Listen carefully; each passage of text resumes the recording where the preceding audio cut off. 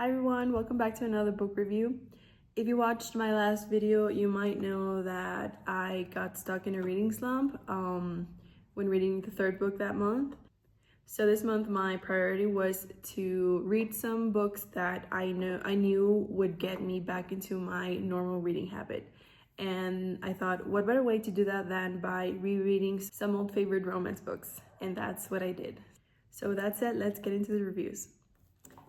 Okay, the first book I read this month was Attachments by Rainbow Rowell. I had read this book only once before, so this was the second time. And that was the first time. It was definitely like 10 years ago, maybe a little bit more. I can't exactly remember. But I knew that I had really enjoyed this book, so I thought, okay, let's give it a try. Let's see if this helps me getting out of my reading slump. And it totally worked. This book is such a breeze to read. It's funny, it's romantic. It gets you to care about Beth and Jennifer, even though we never read from their perspectives. All we know about them is what we read through the emails. So Lincoln works in a company as the IT person, but his job is really just going through people's emails and making sure that they're not saying inappropriate things for the workplace. That's mostly his job. And so that's how he gets into reading Beth's and Jennifer's emails. But once he starts reading them, he is just mesmerized by how funny they are, how unique and original they seem to be. And he just can't stop reading their emails. And since Beth and Jennifer's emails keep popping up in the system, every time they do, Lincoln reads them, but he never flags them or reports them or gives them a warning. So they just keep popping up and he keeps reading them. And even though we know that what Lincoln is doing is a little bit sketchy, you can't help but rooting for him a little bit. So I think that's what makes this book very unique and fun to read. It's overall a great story that keeps you entertained and waiting for the outcome.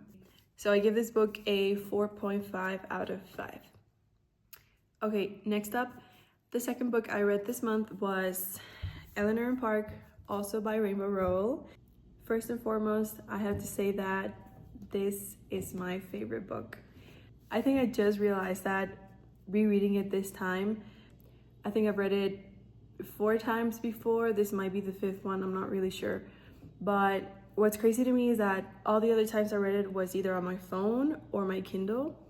This is the first time I've had it in physical form, which is just crazy. I mean, I love this book so much, but I had seen it at the bookstore and it's so pretty. It has sprayed edges. It says nothing before you counts. Over here we have some mixtapes, which is Eleanor Park's thing. And I thought, okay, yeah, this is perfect for getting me out of that reading slump. And of course I was right. I love this book wholeheartedly. It breaks my heart and then it puts it back together and then it breaks it again. Eleanor and Park being in high school and not really knowing anything about love and then stumbling into each other and being mesmerized by each other is just, it's everything. I mean, even though they come from totally different worlds, we can't help but hope that they make it and stay together. Rainbow is seriously a genius. She has a way with words that will keep you thinking about the characters of her books for weeks after you've read it, months, maybe even years in my case. And actually one of my favorite quotes is from this book. I obviously am going to share with you. It's from Park's perspective because the book is divided into both Eleanor and Park's perspective. We going back and forth. It's always a third person narration, but it's both of their perspectives. Okay, so the quote is from Park's perspective and it says, "What were the chances you'd ever meet someone like that?" He wondered. "Someone you could love forever, someone who would forever love you back. And what did you do when that person was born half a world away? The math seemed impossible." I love this book. Again, I'm gonna keep repeating it because I love it. If you've never read this book before, please, I beg you to go and read it right now. Now that I have it in physical form and such a pretty presentation, I'm definitely gonna be rereading it more often.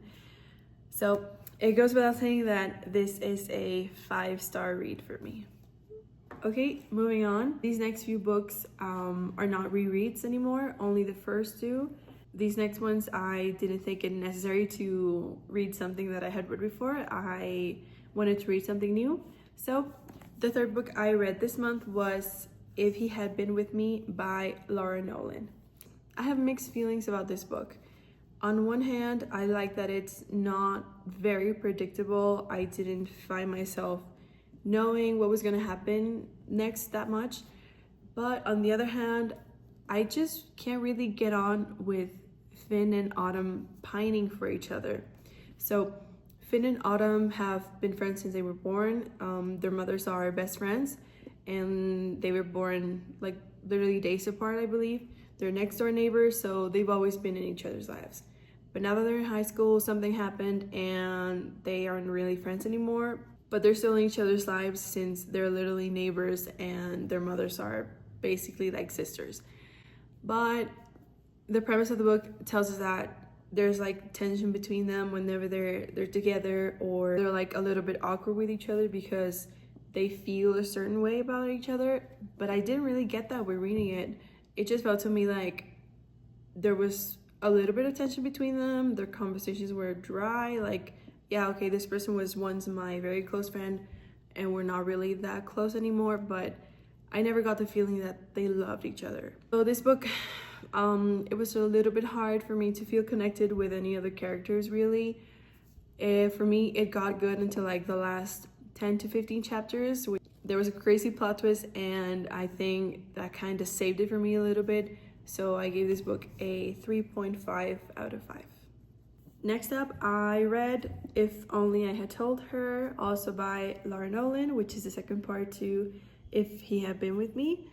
Now this book I liked much better than the first one. Before I get into it, I can't really talk that much about the book without giving spoilers for the first one. So if you haven't read the first one, maybe skip this part. So, okay.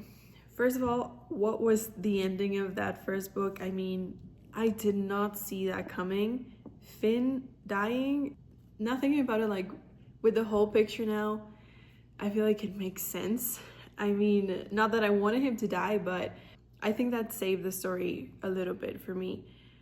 It's what, I think it ties it all together, because now we see the aftermath with Autumn, what she went through. Now she's pregnant, and oh my god, it's just so many things happening. But I really thought that the different perspectives in this book was very refreshing to read, even though Finn's is very short-lived because of the tragedy.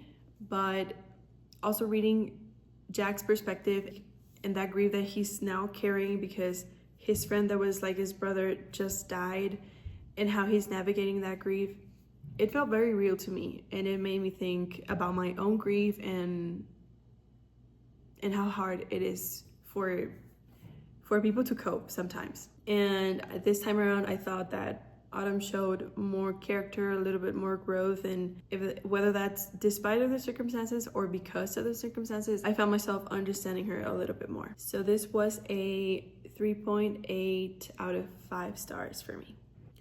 Okay, last but not least, the fifth book I read this month was The Extraordinary Disappointments of Leopold Berry by Ransom Riggs.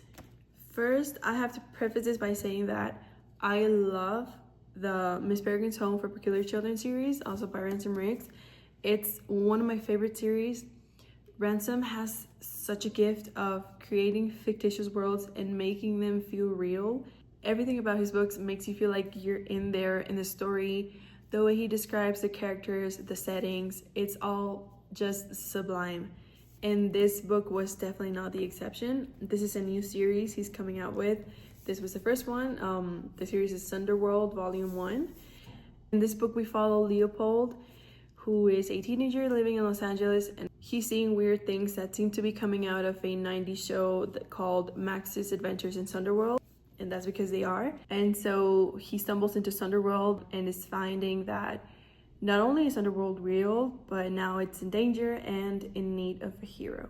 The whole entire time I was reading this book, I was on the edge of my seat, just totally captivated by Leopold and the conundrums he gets sucked into. I cannot wait to see what's in store for Leopold in the next book. And if you read the Miss Barion's Home for Peculiar Children series before, I definitely think that you're gonna like this book. Even though it's a totally different world from that series, it still has ransom rigs written all over it, and it's wonderful, seriously. And of course, I gave this 5 stars out of 5. All right, well, that was it for this month's reading. I think that I definitely achieved my goal of getting out of that reading slump, because surprisingly, I read 5 books this month, which I'm super happy about, because normally I read 3, but now I read 5, so I'm super stoked about that. Definitely not in a reading slump anymore, thank goodness. So, as always, if you read these books before, please let me know what you thought and what other books you think I should read. And thank you so much for watching. If you enjoyed this book, please don't forget to leave a like and subscribe. My name is Paloma, and I hope to see you next time. Bye.